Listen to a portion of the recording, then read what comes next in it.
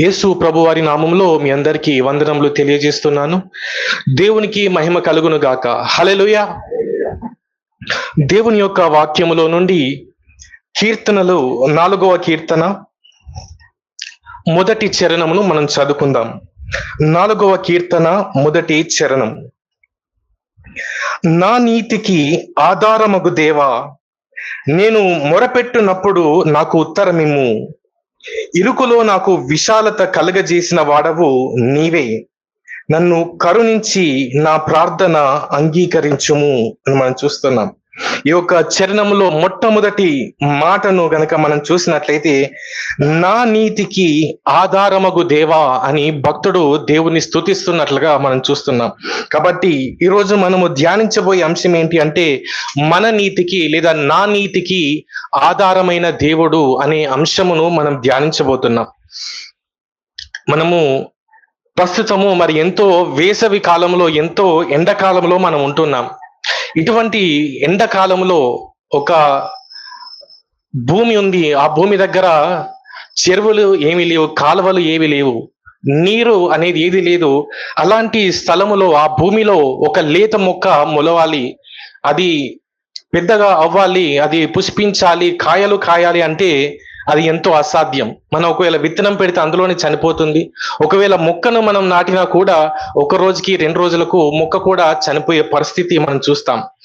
అదే విధముగా ఒక మొక్క ఏ విధంగా నీరు లేకుండా ఎదగలేదో, అదే విధముగా దేవుని యొక్క సహాయం లేకుండా ఈ లోకంలో నీతిమంతులుగా ఉండటం అనేది అసాధ్యం అని మనం గుర్తించాలి. మనము ప్రస్తుతం ఉన్న లోకాన్ని మనం గమనిస్తే ఎంతో మరి నీతికి దూరంగా వెళ్ళిపోయినట్లుగా మనం చూస్తాం. ఒకప్పుడు ఒక 50 సంవత్సరాల క్రితము, 100 సంవత్సరాల క్రితం మనం వెళ్ళి చూస్తే అక్కడ దేవుని యందు భయభక్తులు కలిగిన వారు నీతి నియమాలు కలిగి ఉన్నట్లుగా మనం చూస్తాం. ఈ రూల్స్ మనం పాటించాలి, ఇవి పెద్దలు మనకు చెప్పారు, లేదా ఆత్మీయ గురువులు మనకు వీటిని నేర్పించారు, వీటిని మనం పాటించాలి, వీటి నుండి తప్పిపోకూడదు అని గ్రహింపు కలిగి జీవించినట్లుగా మనం చూస్తాం. అదేవిధంగా కొంతమంది దేవుడు లేడు అన్నవారు కూడా ఉన్నారు. కానీ వారు కూడా మనము భక్తి కలిగి జీవించాలి, మనం ఇష్టం వచ్చినట్టు జీవించద్దు, దేవుడు ఉన్నా లేకున్నా, మన పరలోకం ఉన్నా నరకం ఉన్నా లేకపోయినా కూడా మనం భక్తిగా జీవించాలి, మనము ఇతరులకు కీడు చేయకూడదని వారు కూడా కొన్ని రూల్స్ కలిగి బ్రతికినట్లుగా మనం చూస్తాం. కానీ ప్రస్తుతం ఉన్న లోకంలో చూస్తే దేవుడు ఉన్నాడని నమ్మిన వారు కానీ, దేవుడు లేడు అని నమ్మిన వారు కానీ ఎవరు కూడా అసలు భక్తి మీద కానీ, నీతి నియమాలు అని కానీ, లేదా విలువలు కానీ వాటి మీద దృష్టి పెట్టని వారిగా ఉన్నారు. ఎంతో దూరం ప్రపంచం వెళ్ళిపోయినట్లుగా మనం చూస్తున్నాం. ఎంత దూరం వెళ్ళిపోయింది అంటే మరి అందరి ముందు కూర్చొని మాట్లాడుకోలేం. అటువంటి దౌర్భాగ్యమైన పరిస్థితులు, అటువంటి లేదా దేవుడు ద్వేషించే ఆ పరిస్థితులను, వేటినైతే దేవుడు నేను అసహించుకుంటున్నానని చెప్తున్నాడో వాటిని గర్వముగా ఈనాడు జరిగిస్తున్నారు. మరి ప్రస్తుతం మరి దేవుడు ఏర్పాటు చేసుకున్న ప్రజలైన ఇజ్రాయేలు ప్రజలు కూడా మరి ప్రస్తుతం యుద్ధంలో ఉన్నారు. ఎంతో కష్టకాలంలో ఒకవైపు కనిపిస్తున్నారు, కానీ మరొక వైపు చూస్తే వారు మనము LGBTQ అనే కమ్యూనిటీకి మనం స్వాగతిస్తున్నాం, దాన్ని మేము గౌరవంగా స్వీకరిస్తున్నాము, దాన్ని ఘనపరుస్తున్నామని దానికోసం పార్టీలు చేయడానికి వారు కూడా సిద్ధపడుతున్నట్లుగా మనం చూస్తున్నాం. కాబట్టి ఎవరైనా కూడా మీ మనసుకు నచ్చింది చేయండి, ఎవరు చెప్పేది వినకండి, తల్లిదండ్రులు చెప్పేది వినకండి, ఏదో 1000 సంవత్సరాల క్రితం రాసిన పుస్తకాన్ని వినకండి, మీ మనసుకు ఏ విధంగా నచ్చితే ఆ విధంగా చేయండి అని మరి ప్రస్తుత లోకంలో మనం చూస్తున్నాం. మరి ఇలాంటి లోకంలో, ఇంత నీతి మాలిన లోకంలో, ఇటువంటి దేవుని మార్గాలకు వ్యతిరేకముగా ఉన్న లోకంలో ఒక వ్యక్తి నీతిగా బ్రతుకుతున్నాడు, ఒక సమాజం నీతిగా ఉంది అంటే దానికి కేవలము కారణం దేవుడు మాత్రమే. అందుకే మనము దేవుని వాక్యంలో భక్తుడు కూడా దాన్ని గుర్తిస్తున్నాడు. దేవా, నా నీతికి ఆధారం నీవే, నేను నీతిగా బ్రతుకుతున్నాను, నీతి క్రియలు జరిగిస్తున్నానంటే ఇది నా సొంత గొప్పతనం కాదు, నా సొంత బలము కాదు, కానీ నీవే దీనికి ఆధారము. ఒక పతంగి గాలిలో ఎగురుతుందంటే దానికి దారము ఆధారంగా ఉంది. కాబట్టి అది ఆ దారము తెగిపోతే అది ఏ చెట్లకు చెక్కుకొని పోతున్నట్లుగా మనం చూస్తాం. అదే విధముగా మనం నీతిగా ఉన్నాము అంటే దానికి ఆధారం దేవుడు ఉన్నాడు కాబట్టి మనం నీతిగా ఉన్నాము. కాబట్టి ఆ విషయాన్ని మనం గుర్తించిన వారమై మనము దేవుణ్ణి స్తుతించాలి అని మనం నేర్చుకుంటున్నాం. అదే విధముగా మరి అసలు నీతి అంటే ఏంటి అంటే, మరి దేవుడు ఏదైతే మనకు చెప్తున్నాడో అదే నీతి. ఏదైతే దేవుని ఆజ్ఞలు ఇవ్వబడ్డాయో వాటిని చేసినప్పుడు మనము నీతిమంతులుగా ఉంటాము అని దేవుని వాక్యం అంటుంది. మరి దేవుడు అనుగ్రహించిన ఈ ఆజ్ఞలను అన్నిటినీ మీరు నెరవేర్చినప్పుడు మీకు నీతి కలుగుతుంది, మీరు నీతిమంతులుగా ఉంటారు అని దేవుని వాక్యం అంటుంది. అసలు నీతి అంటే ఏంటి అంటే, దేవుడు ఏదైతే చెప్పాడో, ఏ విధంగా జీవించాలి అని చెప్పాడో అదే నీతి అని మనం గుర్తించాలి. మనము ఎన్నో ఎలక్ట్రానిక్ గ్యాడ్జెట్స్ ని మనం వాడుతున్నాం. వాటిలో ఏ విధంగా వాడాలి అని ఒక చిన్న పుస్తకం కూడా ఇస్తారు.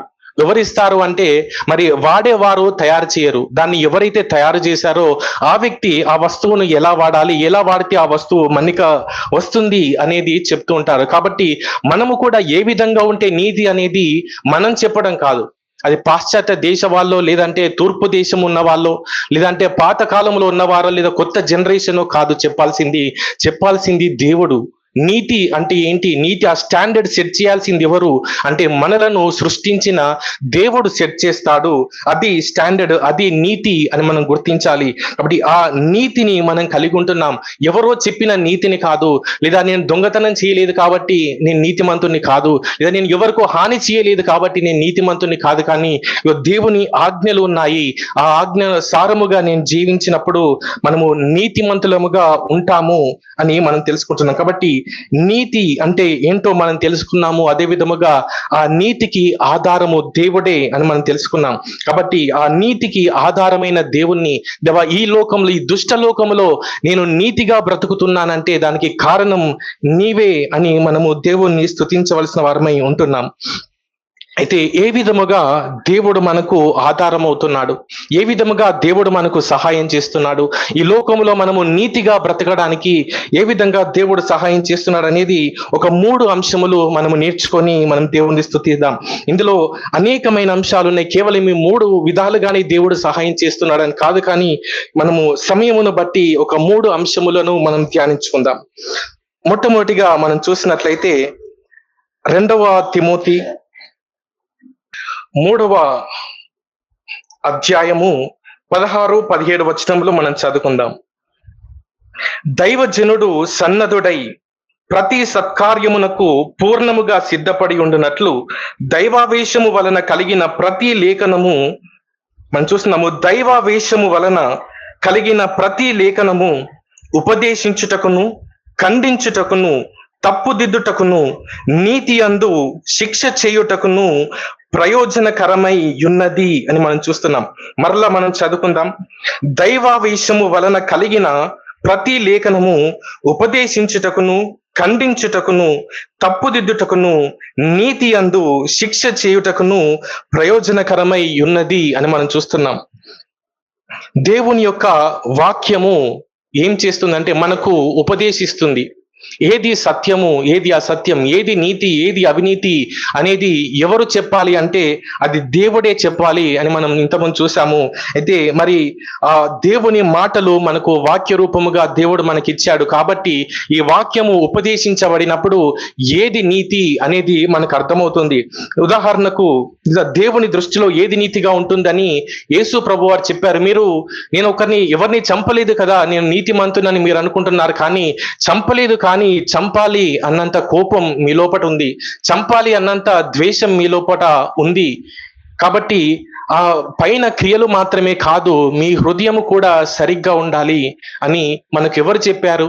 దేవుడు దిగి వచ్చి ఈ లోకంలోనికి చెప్తేనే దేవుని మాటలు మనకు అందాయి. కాబట్టి ఆ విషయాలను మనం తెలుసుకున్నాం. కాబట్టి మొట్టమొదటిగా దేవుని యొక్క వాక్యము మనకు ఉపదేశించుట ద్వారా అసలు నీతి అంటే ఏంటి, మనం ఏ విధంగా బ్రతకాలి, ఏ విధంగా బ్రతకకూడదు, ఏ విధంగా జీవితాన్ని కట్టుకోవాలనేది మొట్టమొదటిగా దేవుని వాక్యమును బట్టి, ఆ వాక్యము ఉపదేశించుటను బట్టి మనకు అర్థమవుతుంది అనే విషయాన్ని మనం చూస్తున్నాం.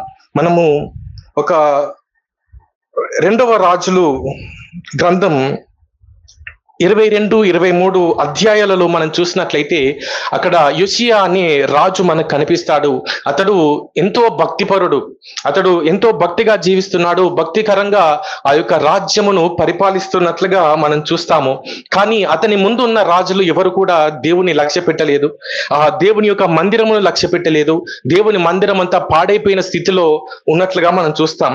ఈ యొక్క రాజు, ఇతను రాజుగా అయిన తర్వాత ఇతడు భక్తిపరుడు గనక ఆ దేవుని మందిరం నిర్లక్ష్యం చేయబడుతుంది అని దానంతటిని తిరిగి కట్టండి, దానంతటిని శుద్ధి చేయండి అని ఏర్పాట్లు జరిగిస్తాడు. ఆ విధంగా ఏర్పాట్లు చేసినప్పుడు వారికి దేవుని ధర్మశాస్త్రము దేవాలయంలో వారికి కనిపిస్తుంది. ఆ యొక్క ధర్మశాస్త్రమును తీసుకొని వచ్చి, ఆ లేఖనములను తీసుకొని వచ్చి రాజు ముందు చదువుతారు. రాజా, ఇదిగో మేము మందిరాన్ని శుద్ధి చేస్తుండగా, మందిరాన్ని నిర్మిస్తూ ఉండగా ఇదిగో ఈ ధర్మశాస్త్రం మాకు కనిపించింది, ప్రవక్తలు రాసిన లేఖనాలు మాకు కనిపించాయని రాజు సముఖంలో చదువుతారు. అప్పుడు అతనికి అర్థమవుతుంది మన రాజ్యము ఎంత దూరముగా ఉందో, దేవుడు ఏర్పాటు చేసిన నీతి విలువలకు మనము ఎంతో దూరంగా వచ్చేసామని అతడు ఎంతో బాధపడి పశ్చాత్తాపపడి ఆ వాక్యానుసారంగా జీవించడానికి, వాక్యానుసారముగా దేశమును కట్టడానికి అతడు పూనుకున్నట్లుగా మనం చూస్తున్నాం. కాబట్టి అతడు నీతిమంతుడిగానే ఉన్నాడు, అతనికి తెలిసినంత వరకు భక్తిగానే ఉన్నాడు. కానీ దేవుని వాక్యం రానంత వరకు అసలు దేవుడు ఏం చెప్పాడో అతనికి తెలియలేదు. దేవుని మార్గాలు ఏంటివో అతడికి సంపూర్ణముగా అర్థము కాలేదని మనం చూస్తాం. కానీ ఎప్పుడైతే దేవుని వాక్యం వచ్చిందో సంపూర్ణముగా వాటిని తెలుసుకున్నాడు, వాటిని ఆచరించినట్లుగా మనం చూస్తాం. మరి దావీదును పోలి నడుచుకున్న కొద్ది మంది రాజులలో మరి యోషియా కూడా ఒక రాజుగా మనం చూస్తాము.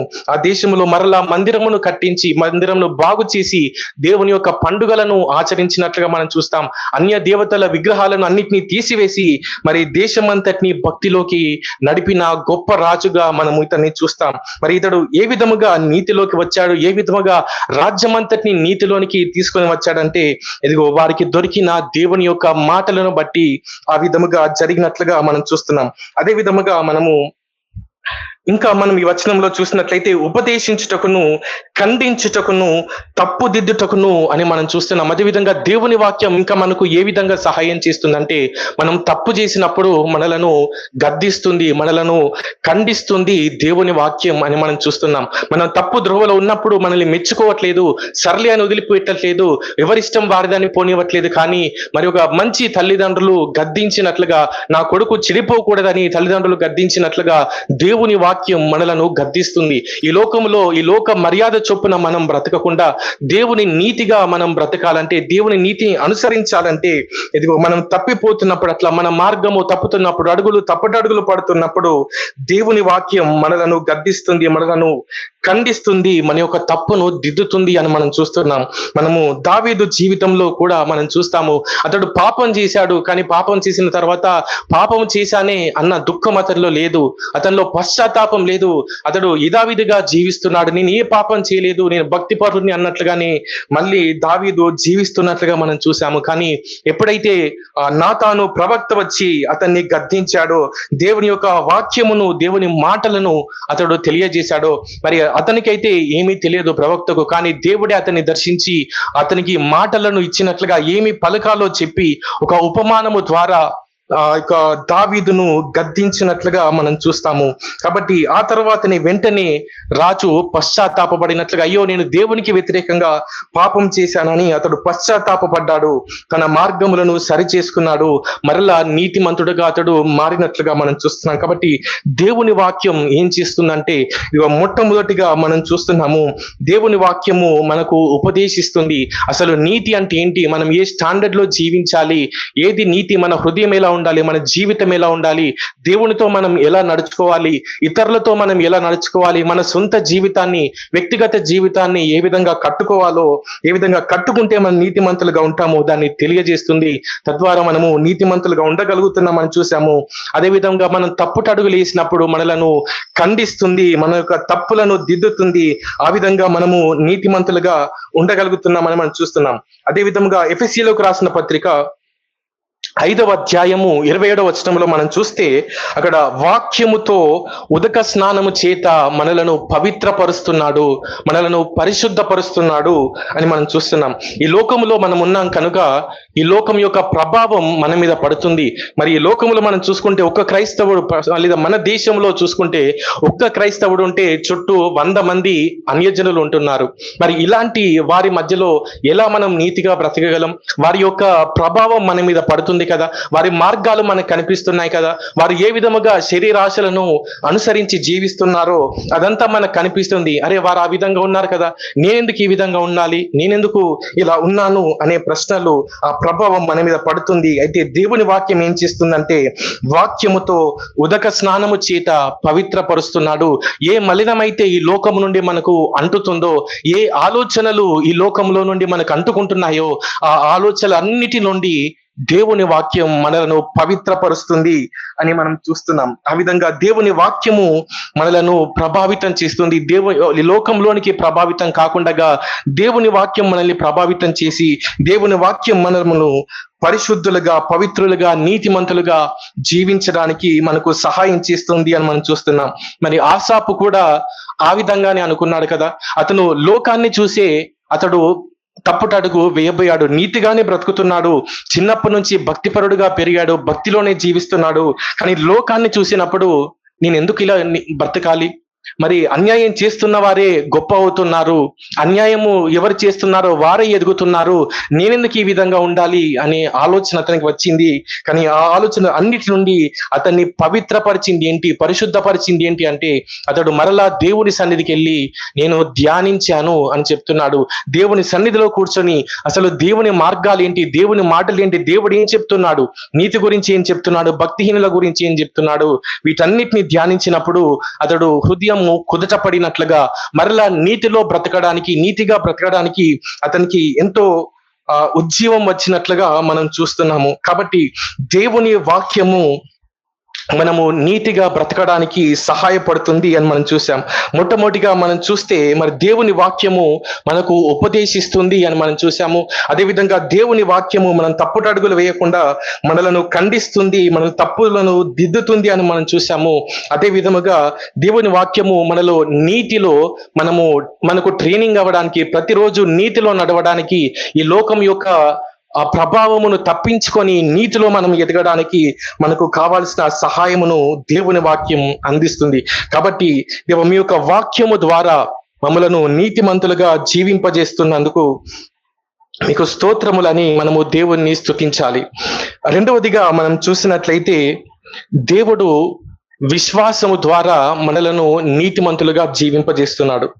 దేవుని మీద విశ్వాసము లేకుండా ఒక వ్యక్తి నీతిమంతుడిగా జీవించడం అసాధ్యం.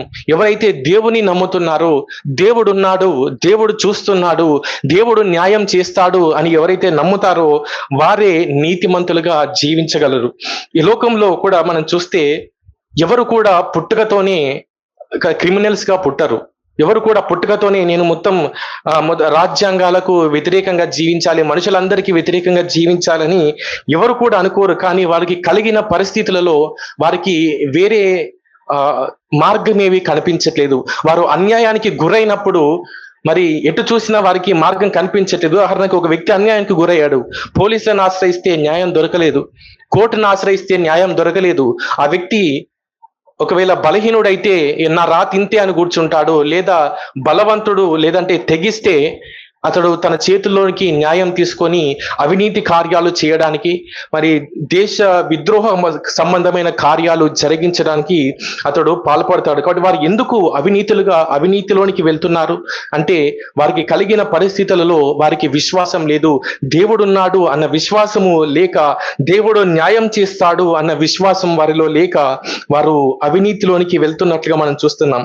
అయితే దావీదు భక్తుడు సమూయేలు రాసిన మొదటి గ్రంథం 24వ అధ్యాయంలో మనం చూద్దాం.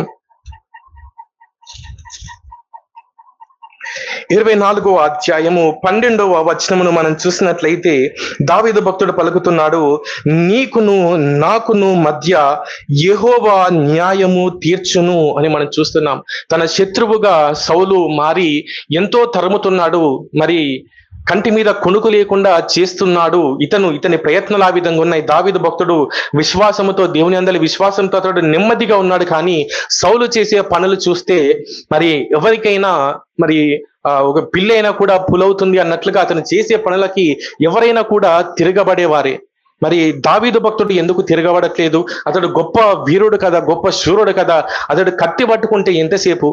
అతని కష్టాలన్నీ ఒక్క రోజులో మాయమైపోతాయి. కానీ అతడు కష్టాలని అనుభవిస్తున్నాడు, కత్తి పట్టుకోవట్లేదు, అవినీతి కార్యాలు చేయట్లేదు, తిరగబడట్లేదు. ఎందుకు నువ్వు తిరగబడట్లేదు అంటే, ఇదిగో నాకు దేవుడు న్యాయం చేస్తాడు. నేను కష్టాల పాలవుతున్నావా? అవును, నేను కష్టాల పాలవుతున్నాను. నా తల్లిదండ్రులకు నేను దూరంగా ఉన్నాను, నా భార్యలకు పిల్లలకు నేను దూరంగా ఉన్నాను, అడవిలో నేను బ్రతుకుతున్నాను, అరణ్యంలో నేను బ్రతుకుతున్నాను. ఒక రాజు మరి లేదా ఒక సామాన్య వ్యక్తి అయిన ఒక అరణ్యంలో జీవితం ఏ విధంగా ఉంటుంది? సుఖవంతంగా ఉంటుందా? కంఫర్టబుల్ గా ఉంటుందా? సరైన తిండి దొరకదు, సరైన ఆహారం దొరకదు, సరైన విశ్రాంతి కూడా దొరకదు. అలాంటి పరిస్థితుల్లో అతడు జీవిస్తున్నాడు. కష్టాలను అనుభవించడానికి అతడు ఇష్టపడుతున్నాడు. కానీ మరి ఒక్కరోజు నేను అవినీతికి పాల్పడితే నా జీవితం అంతా సుఖంగా ఉండగలను అని అతడు అనుకోలేదు. ఎందుకంటే అతడు అంటున్నాడు, దేవుడు నాకు న్యాయం చేస్తాడు, నాకు ఆ విశ్వాసం ఉంది కాబట్టి నేను నీతిలో నుండి కదలట్లేదు అని అతడు చెప్పినట్లుగా మనం చూస్తాం. కాబట్టి ఆ తర్వాత కూడా దేవుడు అతనికి న్యాయం చేశాడు. మరి దావీదు భక్తుడు కూడా ఆ తర్వాత అధ్యాయాలలో నా నీతిని బట్టి దేవుడు నాకు ప్రతిఫలం ఇచ్చాడు అని దేవుణ్ణి స్తుతించినట్లుగా మనం చూస్తాము. మరి దేవుడే కలగజేసుకొని సౌలు కుటుంబాన్ని తగ్గించినట్లుగా, దావీదు కుటుంబాన్ని గొప్ప చేసినట్లుగా, విస్తరింపజేసినట్లుగా దేవుని వాక్యంలో మనం చూస్తాము. కాబట్టి దావీదు ఏ విధంగా నీతిగా ఉండగలిగాడు? ఎందుకు అనేకులు అటువంటి పరిస్థితిలో నీతిగా ఉండట్లేదు అంటే వారికి దేవుని మీద విశ్వాసం లేదు. అయితే దేవుని యందు విశ్వాసం ఉంచిన దావీదు మాత్రము నీతిమంతుడిగా జీవించాడు. కాబట్టి దేవుడు మనలో కలగజేసిన విశ్వాసం, దేవుడు అనేక కార్యాలు మన జీవితాల్లో చేశాడు, తన ప్రేమను ఎంతగానో మనకు కనపరిచాడు. కాబట్టి మనలో విశ్వాసం కలిగింది. నా దేవుడు నాకున్నాడు, నా దేవుడు మాట తప్పడు, నా దేవుడు నన్ను దీవిస్తానన్నాడు, నన్ను హెచ్చిస్తానని అన్నాడు. కాబట్టి నా దేవుడు నన్ను హెచ్చిస్తాడు. నేను వంకర తారులు పట్టాల్సిన అవసరం లేదు. లేదా అన్యాయం జరిగిన నా దేవుడు నాకు న్యాయం చేస్తాడు.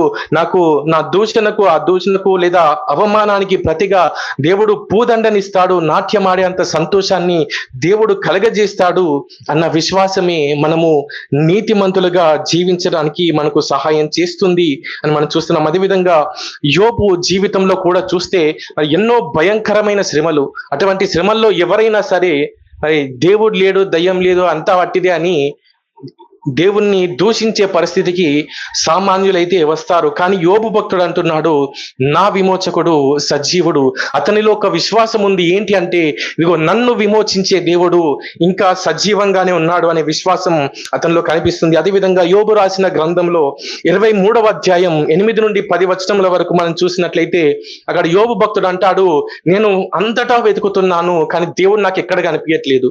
నేను తూర్పుకు వెళ్ళి వెతికాను, అదేవిధంగా పడమరకు, ఉత్తర వైపు, దక్షిణ వైపు, అన్ని వైపుల వెళ్ళి నేను వెతుకుతున్నాను కానీ దేవుడు నాకు కనిపించట్లేదు అంటున్నాడు. కానీ 10వ వచనం వచ్చేసరికి అతడు అంటున్నాడు, నా మార్గములు దేవునికి తెలుసు.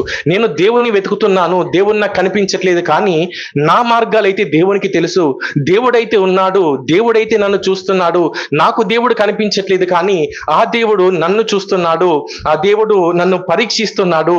ఈ శోధన అయిపోయిన తర్వాత మేలిమి సువర్ణము వలె నేను బయటికి వస్తాను అన్న విశ్వాసం అతనిలో ఉంది. కాబట్టి అనేకులు ఏమంటున్నారు, దేవుడు కనిపించలేదు కాబట్టి దేవుడు లేడు అంటున్నారు. మరి ఒక అంతకుముందు రష్యన్ కి సంబంధించిన ఒక సైంటిస్ట్ కూడా, నేను భూమి బయటికి వెళ్ళాను, నేను ఆకాశంలోనికి వెళ్ళాను, చుట్టూ చూశాను, నాకు దేవుడు కనిపించలేదు, దేవుడు లేడు అంటున్నాడు. అయితే ఇక్కడ యోబు భక్తుని మనం చూస్తున్నాము, ఇతనికి కూడా దేవుడు కనిపించట్లేదంట. కానీ ఇతడు అంటున్నాడు, దేవుడు ఉన్నాడు, దేవుడు నన్ను చూస్తున్నాడు, దేవుడు నా శోధనను చూస్తున్నాడు. ఈ శోధన అయిపోయిన తర్వాత నేను సువర్ణముగా బయటికి వస్తాను అని అంటున్నాడు. అందుకే అతని శ్రమలన్నిటిలో కూడా నీతిగా బ్రతికగలిగాడు, నీతిమంతునిగా జీవించాడు, నీతిమంతునిగా దేవుని చేత సాక్ష్యము పొందిన వ్యక్తిగా మనం చూస్తున్నాం. మరి స్నేహితులు మరి దేవుని గురించి యుక్తముగా మాట్లాడలేదు, కానీ మరి యోబు భక్తుడు దేవుని గురించి యుక్తముగా మాట్లాడాడు. అటువంటి శ్రమలో, అంత కష్టములో కూడా అతడు యుక్తముగా మాట్లాడాడని దేవుడు సాక్ష్యం ఇచ్చాడు. ఏ విధంగా అతడు నీతి కలిగి ఉన్నాడు, ఏ విధముగా అతడు నీతిలోని చెక్కు చెదరలేదు, ఎందుకు అతడు దేవుణ్ణి దూషించలేదంటే అతనిలో ఉన్న విశ్వాసమే దానికి కారణం అని మనం చూస్తున్నాము. నా విమోచకుడు సజీవుడు అన్న విశ్వాసం అతనిలో ఉంది. అంత మాత్రమే కాదు, ఆ దేవుడు ఉన్నాడు, ఆ దేవుడు చూస్తున్నాడు, ఆ దేవుడు నన్ను విడిపిస్తాడు, నన్ను హెచ్చిస్తాడు అన్న గొప్ప విశ్వాసం అతన్ని ఆ భయంకరమైన శ్రమలలో కూడా, మరి 10 మంది పిల్లలు చనిపోయిన, తను కలిగినదంతా ఒక్క రోజులో నాశనం అయిపోయినా కూడా అతడు విశ్వాసము కలిగి ఉన్నాడు. కాబట్టి ఆ విశ్వాసం అతన్ని నీతిమంతునిగా నిలబెట్టినట్లుగా మనం చూస్తున్నాం. ఆ విశ్వాసము కలగడానికి కూడా మరి దేవుడు మన జీవితంలో అనేక కార్యములు చేస్తున్నాడు. దేవుని యొక్క వ్యక్తిత్వమును, దేవుని ప్రేమను, విశ్వాస్యతను ఎంతగానో మనం అనుభవించాం. కాబట్టి మరి ఆ విశ్వాసము మనలో కలిగింది. కాబట్టి ఆ విశ్వాసమే మనల్ని నీతిమంతులుగా నిలబెడుతుంది అనేది రెండవదిగా మనం చూస్తున్నాం. కాబట్టి విశ్వాసము ద్వారా మమ్మలను నీతిమంతులుగా నిలబెడుతున్నందుకు, తప్పు దారిలో పట్టకుండా నీతిలో మమ్మలను నడిపిస్తున్నందుకు మనము దేవుణ్ణి స్తుతించే వారిగా మనం ఉండాలి అని మనం చూస్తున్నాం. మూడవదిగా మనం చూసినట్లయితే కీర్తనల గ్రంథము 119వ కీర్తన 67వ చరణమును మనం చదువుకుందాం. శ్రమ కలుగక మునుపు నేను త్రోవ విడిచి తిని, ఇప్పుడు నీ వాక్యమును అనుసరించి నడుచుకొనుచున్నాను అని మనం చూస్తున్నాం. అదేవిధంగా 71వ చరణం మనం చదివినట్లయితే, నేను నీ కట్టడలను నేర్చుకున్నట్లు శ్రమ నొంది ఉండుట నాకు మేలాయను అని మనం చూస్తున్నాం. మరి దేవుడు దీవించినప్పుడు, అన్ని సమృద్ధిగా ఉన్నప్పుడు దేవుని ప్రజలు గర్వించి దేవుణ్ణి మర్చిపోయే వారిగా ఉంటున్నారు. దేవుడు ఎంత వాక్యం తెలియజేసినా, ఎంత నీతిగా బ్రతకడానికి ఎన్ని విధాలుగా దేవుడు సహాయం చేసినా కూడా, ఎన్ని సాధనాలను మనకు అనుగ్రహించిన సమృద్ధిలో భక్తులు లేదా దేవుని ప్రజలుగా పిలువబడుతున్న వారు తప్పిపోవడాన్ని మనం చూస్తున్నాం. అందుకోసమే దేవుడు ఒక ప్రత్యేకమైన సహాయాన్ని మనకు అందించాడు. ఏంటి అది అంటే శ్రమ. శ్రమ కలగక మునుపు నేను త్రోవ విడిచాను. నా సమృద్ధిలో నేనంతా సుఖముగా ఉన్నప్పుడు నా ఇష్టానుసారంగా నేను బ్రతికాను. దేవుని ఆజ్ఞలను పక్కన పెడితే ఏమవుతుందిలే అని నేను అనుకున్నాను. ఈ ఒకటే ఆజ్ఞ కదా, అన్ని పాటిస్తున్నాను కదా, రోజు చర్చికి వెళ్తున్నాను కదా, అన్ని చేస్తున్నాను కదా, ఇది ఒకటి చేయకుంటే ఏమవుతుందిలే అని అనుకొని ఎన్నో కార్యాలు చేశాం. ఒక్కడుగు తద్వారా ఎంతో దూరముగా ప్రజలు వెళ్తున్నారు. అయితే ఎలా మరి తిరిగి వస్తున్నారు? ఆ విధంగా తప్పిపోయిన వారిని ఏ విధంగా తిరిగి రావాలి అంటే, ఇది దేవుడు శ్రమలను అనుగ్రహించి మరలా తన వైపుకు తిప్పుకుంటున్నట్లుగా మనం చూస్తున్నాం. మనము లూకా సువార్త 15వ అధ్యాయంలో తప్పిపోయిన కుమారుని గురించి మనం చూస్తాము. అతడు అన్ని ఉన్నప్పుడు, అన్ని సమృద్ధిగా ఉన్నప్పుడు చక్కగా తిని, చక్కగా పెరిగి, చక్కగా బాధ్యతలు నెరవేర్చడానికి అతనికి నచ్చలేదు, మంచిగా అనిపించలేదు. నేను దూరం వెళ్ళాలి, నా ఇష్టానుసారంగా నేను బ్రతకాలని దూరం వెళ్ళాడు. ఇష్టానుసారంగా బ్రతికాడు, డబ్బంతటిని ఖర్చు చేశాడు. అతడు అంత అయిపోయిన తర్వాత అక్కడ శ్రమలు కలిగినట్లుగా మనం చూస్తాం. ఆ శ్రమలలో అతడు చివరికి ఆ పందులను మేపుతూ ఆ పందుల పొట్టైనా తిందామని ఆ విధంగా అనుకున్నాడు. అయితే దేవుడు అతనికి ఆ పందుల పొట్టు కూడా దొరకకుండా చేశాడు అని మనం చూస్తున్నాం. కాబట్టి దైవజనులు ఏమంటున్నారంటే, ఒకవేళ ఆ పందుల పొట్టు కనుక అతనికి దొరుకుంటే తిరిగి వచ్చేవాడు కాదు. దేవుడు ఎందుకు మనల్ని శ్రమల పాలు చేస్తున్నాడు? ఎందుకు అన్ని డోర్స్ అన్ని మూసుకొని పోతున్నాయి అంటే, మనకు ఏదైనా ఒక డోర్ ఉంటే అక్కడే మనం ఉండిపోతాం. దేవునికి దూరముగా మనము చక్కగా ఉంటే ఆ పరిస్థితిలోనే మనం ఉండిపోతాం. అందుకే మరి దేవుడు ఆ పందుల పొట్టు కూడా దొరకకుండా చేశాడు. అంతటి ఆ దీన దశకు అతడు వచ్చినాక అప్పుడు అతనికి బుద్ధి వచ్చినట్లుగా, తిరిగి దేవుని యొద్దకు వచ్చినట్లుగా, తండ్రి యొద్దకు వచ్చినట్లుగా మనము దేవుని వాక్యంలో చూస్తున్నాం.